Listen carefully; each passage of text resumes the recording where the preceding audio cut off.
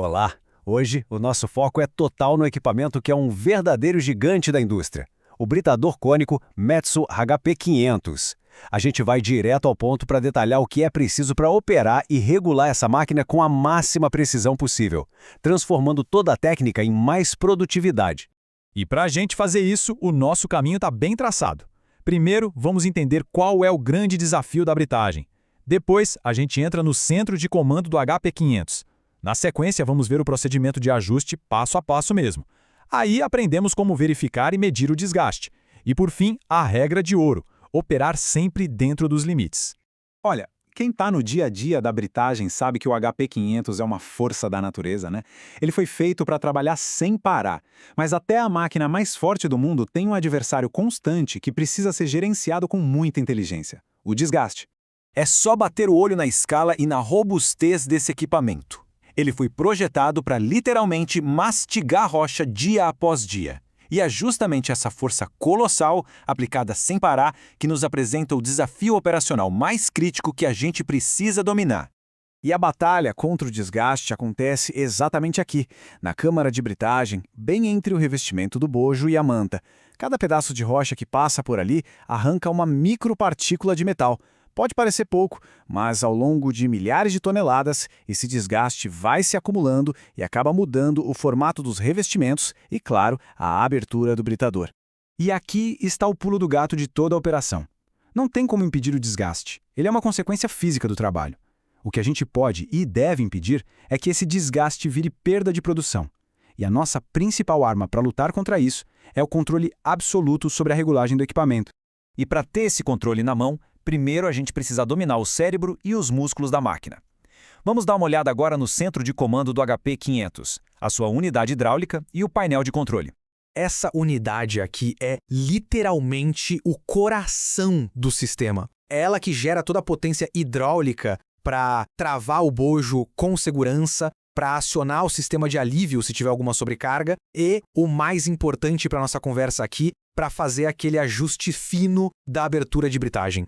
No painel, o primeiro controle que a gente precisa entender é a chave seletora. Na posição manual, o sistema vai depender do operador para ser pressurizado de novo depois de cada ajuste. Agora, se tiver em compensação, aí ele fica autônomo, sabe? Mantendo a pressão de travamento ideal de forma automática.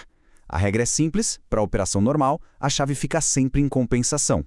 Em seguida, a gente tem o botão de pressurização. Ele é usado mais no modo manual, para dar aquela carga de pressão no sistema e garantir que o anel de ajuste esteja travado com força total. Pensa nele como a confirmação final de que a máquina está travada e segura para operar.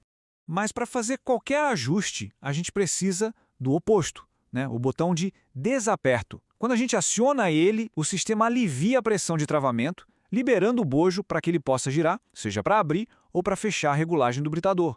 Certo? Com os controles na cabeça, vamos para a ação. É hora de executar o procedimento de ajuste do APF, ou ajuste na posição fechada. É exatamente aqui que o conhecimento do painel se transforma em resultado prático. O processo é quase um balé mecânico, muito bem orquestrado. Ao apertar o botão para abrir ou fechar, o sistema, de forma inteligente, reduz a pressão de travamento só o suficiente para o bojo poder girar. Aquela luz vermelha que acende? Não é um alarme de falha, não precisa se assustar. É só um indicador de que o sistema está em modo de ajuste. Assim que termina o ajuste, ele pressuriza tudo de novo, travando na pressão de trabalho.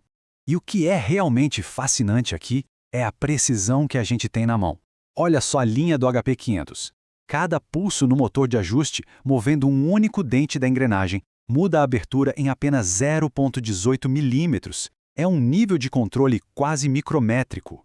Isso permite compensar o desgaste e otimizar a granulometria do material com uma precisão incrível. Mas olha, fazer o ajuste no painel é só metade da história. A outra metade, que é tão crucial quanto, é ir lá e verificar se o ajuste que a gente comandou é o ajuste que realmente está acontecendo dentro da câmera. Ajustar sem verificar é operar às cegas. E essa é a pergunta que todo operador de excelência tem que se fazer no final de cada regulagem. O meu APF está mesmo onde eu acho que ele está? Como é que eu posso ter 100% de certeza do meu ajuste na posição fechada? A resposta para essa pergunta vem de um método de campo que é simples, rápido e muito eficaz: o teste da bola de chumbo. Com o britador rodando em vazio, um pedaço de chumbo é baixado até a câmara. Ele é esmagado bem no ponto de menor abertura e quando a gente mede a espessura dele com um paquímetro, esse valor é o APF real da máquina. É a prova final, a confirmação física da nossa regulagem. Enquanto o teste de chumbo é a nossa verificação do dia a dia, para análises mais profundas, a engenharia vai além. No final da vida útil de um revestimento, ele pode ser cortado para mapear exatamente como foi o desgaste. E esses dados, olha, são ouro. Eles ajudam a otimizar futuros projetos de revestimento e até as estratégias de operação. E tudo isso que a gente viu, o controle preciso, o ajuste fino, a verificação constante, nos leva ao princípio fundamental, o mandamento número 1 da operação de britadores de alta performance. E aqui está a diretiva principal, a regra que nunca, jamais pode ser quebrada. O objetivo não é simplesmente espremer cada tonelada da máquina a qualquer custo. É maximizar a produção de forma inteligente, sustentável, operando estritamente dentro dos limites de força e de potência para os quais o equipamento foi projetado. E este é o aviso final.